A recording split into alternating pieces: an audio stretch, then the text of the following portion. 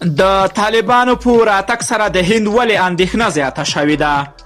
د سلام په وړاندې کولو سره یو ځل بیا درته یو نوي ویډیو ته ښه راغلاست وایم. هندي چارواکي اندېښنه لري که طالبان له غرونو راښکته شي په افغانستان کې به د دوی له موجودیت سره مخالفت څرګند کړي.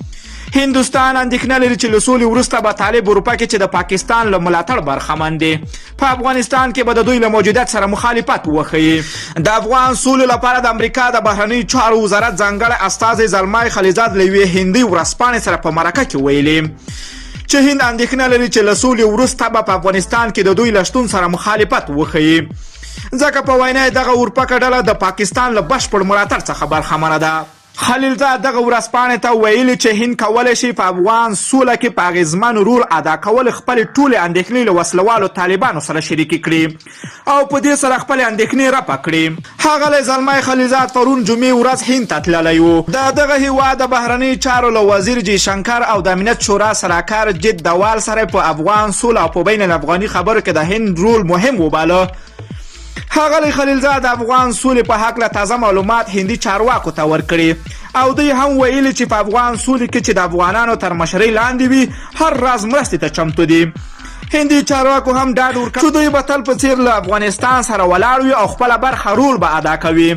تر دې وړاندې خلیلزاد په قطر کې د طالبانو له استازو سره د بین الافغاني مذاکراتو د ژر پیلېدو په باب خبرې کړې وې او ورته ویلي دي چې د سولې ته د رسېدو لپاره باید دغه اورپکه ډله خپل تاوتریخوالی کم کړي او له امریکا سره د سولې په شوي تړون کې د کړو ژمنه باندې ودرېږي.